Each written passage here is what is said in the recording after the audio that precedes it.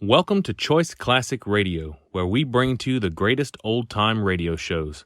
Like us on Facebook, subscribe to us on YouTube, and thank you for donating at choiceclassicradio.com. For your listening enjoyment, John Lund as Johnny Dollar. Who's that patient, Johnny? Oh, hold on, Mr. Bishop. Are you employed?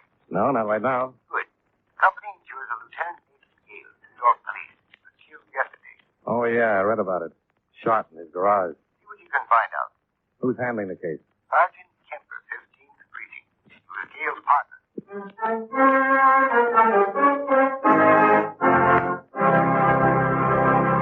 How about taking a minute or so to talk about seals and fish that have some connection with the government of the United States? Now, that isn't as strange as it sounds. You take the matter of seals, for example. There are two types of seals that are the responsibility of the Secretary of State. First, there's the Great Seal of the United States, which is stamped on all official documents. The Secretary of State makes sure it's always on hand when it's needed. The other kind of seals he takes care of are the ones that swim in the ocean, since it's up to the Secretary to work out agreements with representatives of other countries and let them know how many seals can be caught in what is called international waters and when. The Secretary of State works out similar deals for the catching of fish and lobsters because these agreements are actually treaties. Before they can be put into effect, they have to be approved by 2/3 of the Senate. As a matter of fact, any time our government wants to work out a deal with a foreign country on trade, mutual assistance, fish, seals, or lobsters, it's done by treaty. And all treaties are signed by the President, though some of them aren't drawn up until after the Secretary of State has worked over the rough spots in order to pave the way for prompt ratification. So, just remember, the Secretary of State is a mighty important wheel in the machinery of your United States government.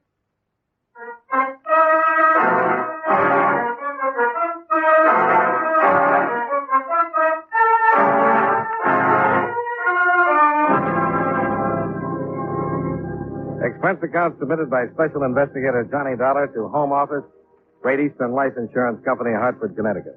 The following is an accounting of expenditures during my investigation of the Nathan Gale matter. Expense account item 1, $23.55. Train fare and incidentals from Hartford to New York City. Expense account item 2, 75 cents. Cab fare to the hotel. I registered and put in a call to Sergeant William Kemper at the 15th Precinct Police Station. Kemper said I could stop down anytime. So in 20 minutes, I was sitting in the homicide squad room, listening to Sergeant Kemper's version of the killing of a fellow police officer. Nate had been after a hood named Bancroft for a long time. Word was out that Bancroft had finally gotten a little tired of it and was going to hit Nate the first chance he got. You think Bancroft killed him? Yeah, but so far we can't prove it. The day Nate was killed, he called in and told me he was onto something hot. Said it concerned Bancroft. Told me to meet him at his house in an hour. Said he was contacting a stoolie named Virgil Cummins. Hi. Hello, Dave. Anything for me? I don't think so. You have any idea what he was supposed to get from this Virgil Cummins? No, he didn't say just what it was, but he indicated it was a big score. Enough to fry Bancroft for keeps. I went to his house in an hour, like he'd asked, and I found him in the garage, shot twice. No witnesses? Yeah, a neighbor, George Fisher, said he saw a man running away. We brought him down here and showed him the mugs. He picked out Bancroft. Well, then... We picked Bancroft up, put him in the lineup, and the witness changed his mind. Said Bancroft wasn't the man after all. Somebody got to him, huh? Of course. But the witness won't change his story again. He insists that Bancroft's not the man he saw running away, and that's that. He's scared stiff. Got a wife and 4 kids. Has Bancroft got an alibi? Says he was with his girl at the time of the killing. And his girl agrees? 100%. We questioned them both for hours. What about the stoolie? Cummins. I went looking for him right away. Yeah. Didn't mean to interrupt. It's okay.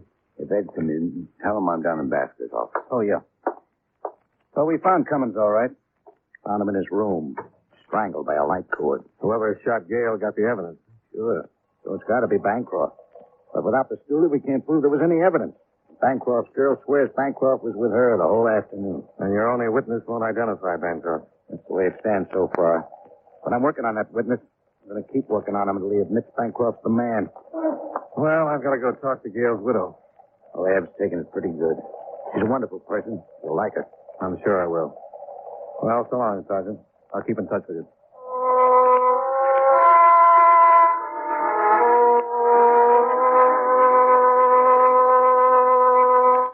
Expense account item 3. $1.75 cab fare to the Gale home. I introduced myself to Mrs. Evelyn Gale, the dead officer's widow. She showed me into a small, attractively furnished house where I met her 2 children, Greg, 5, and Mike, 3.5. She told the boys to go out in the tiny backyard and play until we were finished talking. They just think their father's gone away on a trip. They're too young now to really understand. Greg would understand in a way, but it'd be too hard on him. When they get older, they won't miss their father so much it'll be easier to tell them. Yeah. You said you talked to Bill Kemp? Yes, I just left him about half an hour ago. He and Nate were partners for a long time. I think Nate's death hurt Bill just about as much as it did me. But you want to talk about insurance, don't you? Just a few questions and I'll get out of here. Of course. Tell me a little something about the day your husband was killed.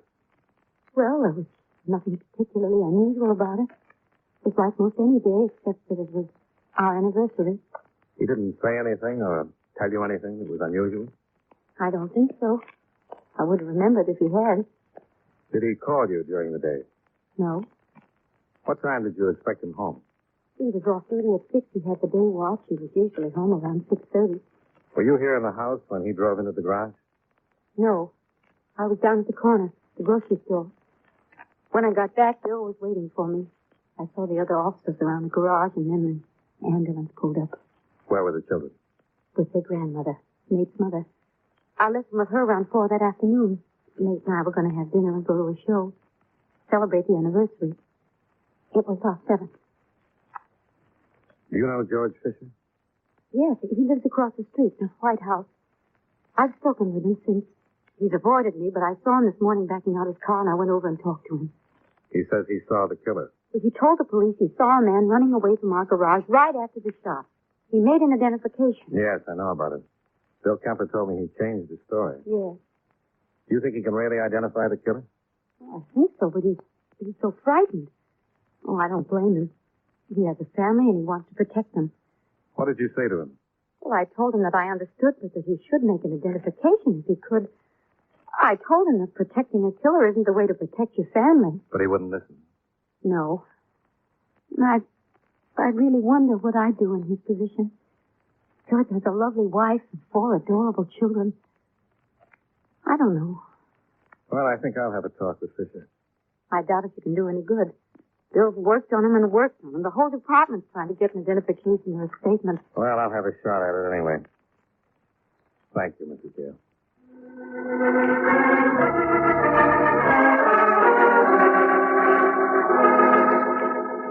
I went across the street to the Fisher house and spoke with his wife. She told me her husband was still at work, wasn't expected home until 6:30. She refused to tell me where her husband worked, stating they'd been bothered entirely too much since the Gale killing. It was obvious she also was frightened. Very frightened.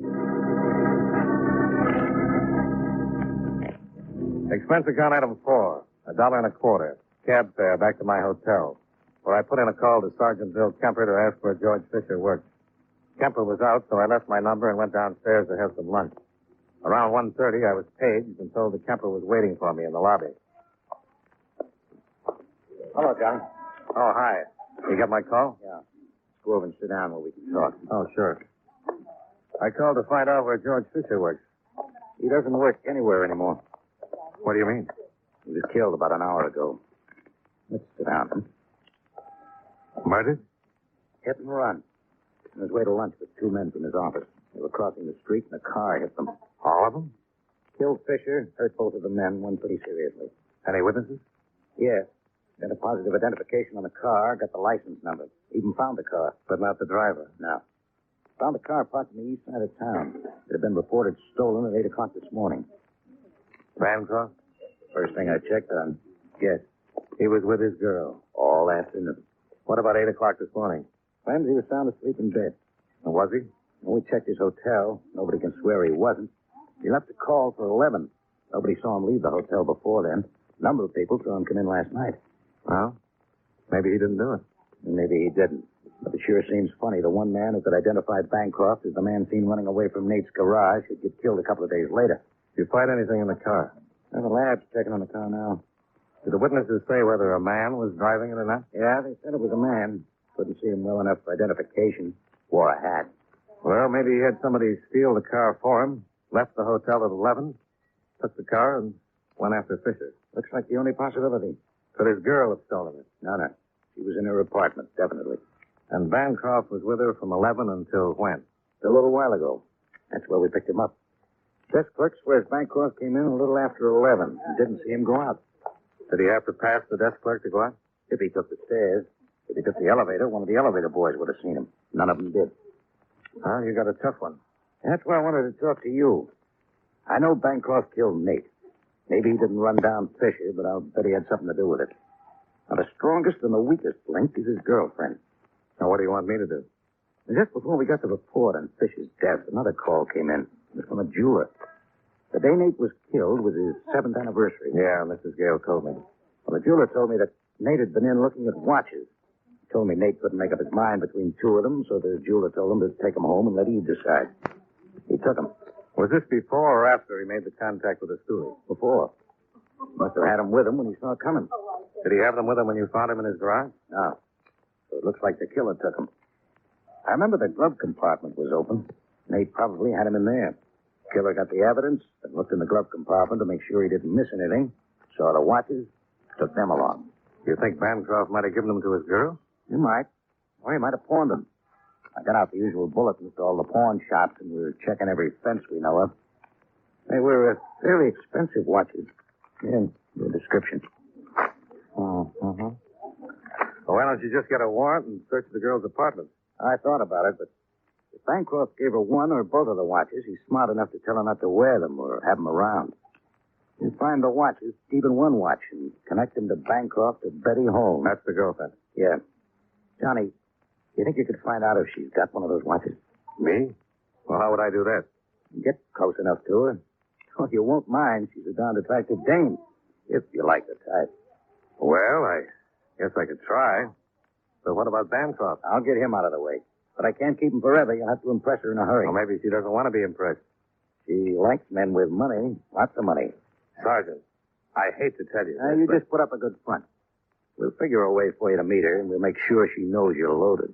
Okay, but if someone gets careless and asks me to change 4 bits, the whole plan goes right out the window.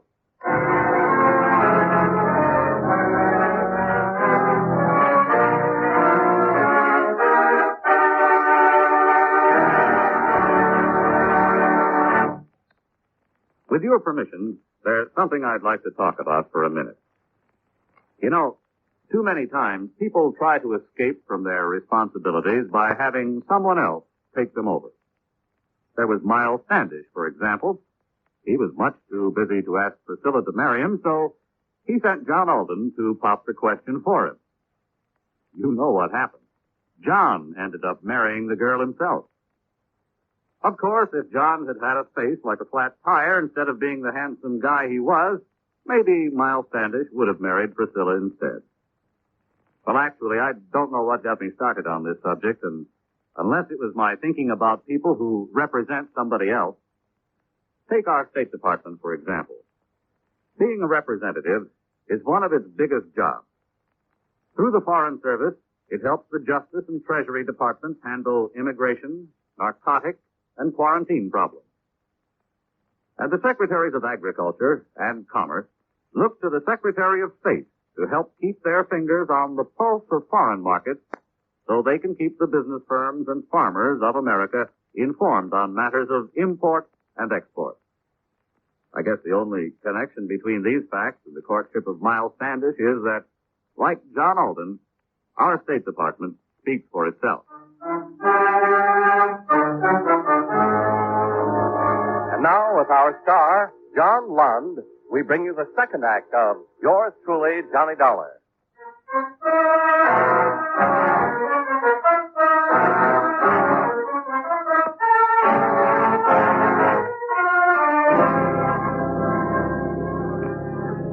Sergeant Kemper made arrangements for me to move into another hotel. where Johnny Dollar, the insurance man, would be known as Johnny Dollar, the Texas oil man. Kemper got me a fancy pair of boots and a 10-gallon Stetson. I was all ready to turn the lovely Betty's head. The men who were tailing her reported to Kemper that she was shopping at Meshakoff's Fur Salon on Fifth Avenue. Kemper immediately put out a call to pick up her boyfriend, then Kemper and I left for the Fifth Avenue shop. When we got there, Kemper pointed out the quarry, and I went to work. She was trying on a mink stole when I walked up to the sales lady. Oh, it's just lovely. Yummy. Yes, that's one of our nicer stores. It's ranch mink, isn't it? Yes, but if you prefer... Oh, well, no, I'm just looking, but I'll probably be in next week and buy something. Certainly. Oh, yes, sir. Can I help you? Well, yeah, I thought I'd like to buy a fur coat or something like that. Would you excuse me? Oh, sure, go right ahead. I'll just look around. Oh, now, I didn't mean to bust up nothing. That's all right. The lady's just looking. Well, okay. You sure you don't mind? Not a bit? Sir, what kind of fur coat would you like? Well, I'd like something real nice. I'm just in New York for a couple of days. I'd like to bring my mama back a little present. You're from Texas? Why, yes, ma'am. How'd you know? Well, I can always tell Texas man. So tall and strong. Oh. Would you like something in mink? Yeah, I like the mink, too. Oh, boy, I'm having just a wonderful time here in New York. Oh, that's good. I'm glad. First vacation I had since 43. Just been too busy with the whales. That's oil well? You don't buy mink coats with water, lady. Well, what about this lovely stole the young lady was just trying on? Well, no, ma'am. It's too skimpy. I want something can keep Mama warm. She ain't spry like she used to be. Can't take the winters too good no more. Something that hangs down to the floor. You know, coat. Yes, sir. Well, if you excuse me, I bring out a few that you can look at. Fine. You just take your time.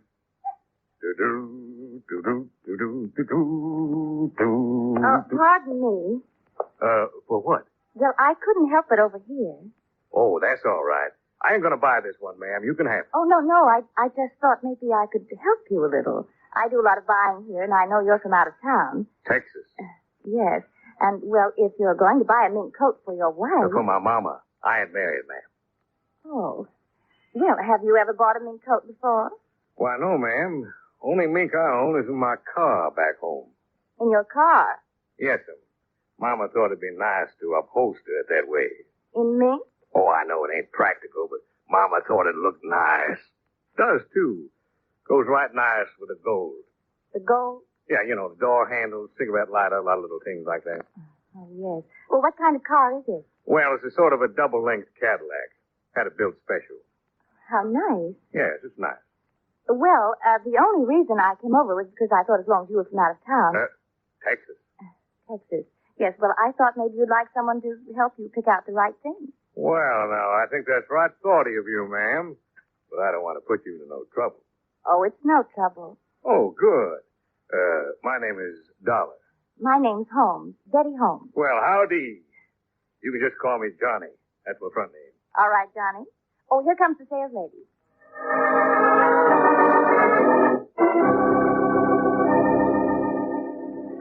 We looked at mink for the next hour, and Betty Holmes offered her most discriminating advice. Before we left, I'd ordered Mama 2 mink coats, one for just setting and one for going out. On the street, I thanked Betty for her help, and naturally, she accepted my dinner invitation on the spot. Expense account item 5, $1.40 cab fare back to my hotel, where I waited until Bill Kemper showed up. Pretty funny, huh?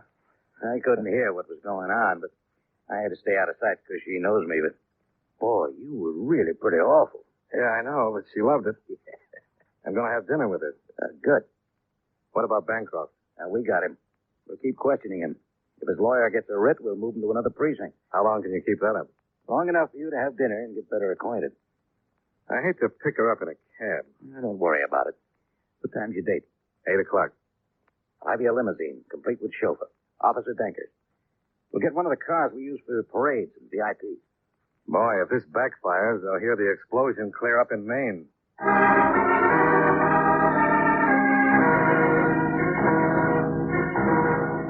The long black limousine was waiting in front, complete with Officer Danker, dressed as my chauffeur. We picked the lovely Betty Holmes up at 8 and drove to 21, where I ran up expense account item 6, $45.95. Drinks, dinner, and a pack of cigarettes. When she suggested going to some of the night spots, I felt you in the home office cringe, so I complained of fatigue. I told her I'd been working so hard in the oil fields that the Mayo Clinic had advised me to stay away from too much nightlife. She gave me a motherly, knowing smile and suggested we return to her apartment, where she'd fix me a glass of warm milk. She was very understanding. Here you are, Johnny. Not too hot, not too cold. Better for your stomach that way. Wow, you're a pretty wonderful person. Mind if I sit down? Oh, please do. You know, I never met any girls like you before. Now, when I told you I couldn't go to any of them there clubs, why, you didn't mind one bit. I understand. Oh, Mama sure would like you. The last thing she said before I left was, Johnny boy, you watch out there in that big city. Watch out for girls like me. Oh, no, not like you. You see, Mama thinks every girl is just out after my money. There are some nice girls left in the world, Johnny. Why, sure. And you're one of them. Why, you got a nice place to live, nice clothes. I guess you got everything you want. Yes, I guess I've got just about everything a girl would want, but I've never met the right man. Someone I could really settle down with. Make a good home. Oh, that's too bad. I guess it ain't easy living in a big city like this. No. But someday I'd like to get back to the farm. The farm? Yes, I was raised on a farm. That's the life. Yeah, I guess it is. Oh, the cows and the chickens. Well, we ain't got them no more. Just a lot of oil wells. But it's still a farm. Well, more like a refinery with beds. But it's out in the wide open spaces. Yeah, but all you can see is them blasted oil wells. Oh, it's a rugged life, full of the great outdoors, the smell of the sagebrush. No, just oil. But you love it. Yeah. But say, what time is it? I must have left my watch in my suite. Oh, well, I don't have a watch. There's a clock in the kitchen. You ain't got a watch? No, why? Well, I'm in luck. I sure am. What? Well, you've been so nice to me. Helped me pick out those coats for Mama. I've been trying to think of something I could buy for you. Oh, now, Johnny. No, I want to. I've seen the things you're wearing tonight. You got that nice mink and all that there jewelry, but you ain't got no watch. Please, I really don't. No, when I want to do something, ain't no use trying to talk me out of it. I'm going out tomorrow morning and buy you one fine watch. Oh, that's really wonderful. Oh, it ain't nothing. Johnny. Now, wait a minute. Oh, I'm sorry. Oh, I don't really mind. Kind of like it. Well, about the watch. Where's a good place to get a nice watch? Well, there's... No. Wait a minute. Johnny, would you like a really nice watch? I don't mean it's too expensive. Oh, I don't care about that. Can't pay too much for a watch. How much would you want to pay? Well, I want to get you something real nice. Well, I know a friend. He's in the jewelry business. He's got several beautiful watches. I know him very well. And he'll sell them wholesale. Well, you're really pretty wonderful. Mm-hmm. Always thinking of me. I could send him over to your hotel. Well, why don't you just do that? All right, I'll call him and I'll have him stop by tomorrow. Good. Now, I'd like to ask you a little favor. Yes, Johnny? Could I? Yes. Well, could I? Johnny? Could I have some more milk?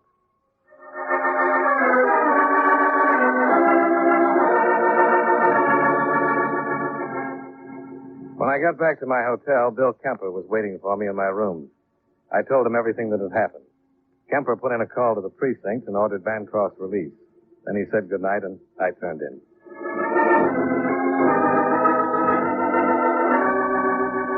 The next morning, Kemper was knocking at my door, and we settled down with breakfast to wait for Bancroft to arrive with the watches. Yeah, it's good coffee, Johnny. Yeah, it is. Hey, maybe this is it. Hello? Johnny? Well, good morning. I didn't wake you up, did I? Oh, no, I've been up since 6. Can't get out of the habit. Oh, good. Well, the reason I called, Johnny, the Yeah? Well, he can't. Oh, that's too bad. But he gave them to me. I can bring them by if you want. It was a sure bet Bancroft was playing it safe. He wanted to unload the dangerous watches, but he didn't want to be the one to do it. We cleared the table of Kemper's breakfast dishes, and a half hour later, Betty Holmes was announced from the lobby. Bill Kemper went in the bedroom to wait.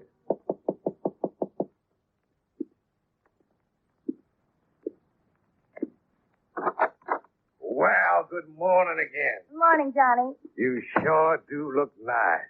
Come on over and sit down. Have some coffee. Oh, I'd love some coffee. I didn't particularly want to bring the watches myself, but my friend was busy. Oh, that's all right. That's all right. He gave me the prices and everything.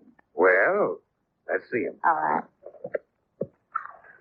Oh, they're right pretty. Mm-hmm. Now, this one, you want $700.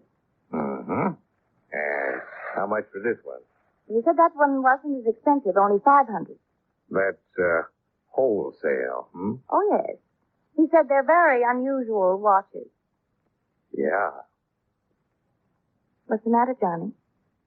Something wrong? Yeah. Bill? Well, what is it? What's going on? Hello, Betty. What is all this? Don't you know? These are the watches, Bill. I thought they... Why, you crummy, no-good, rotten... Just take it easy. You're a cop. No, not quite. You can't get away with this. You don't have anything on me. Give me those watches. Now, wait a minute. Who gave you these watches? You can't pinch me. You haven't got I anything... got all I need. I got the watches that were taken out of Nathan Gayles' glove compartment right after he was murdered. I don't know anything about it. The guy just gave me the watches. Oh, Bancroft? Okay.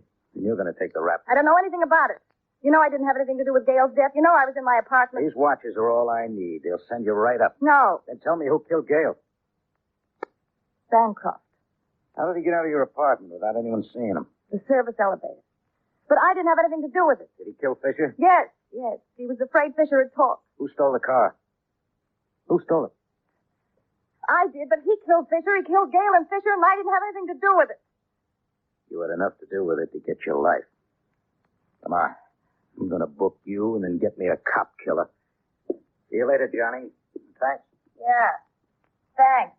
You all.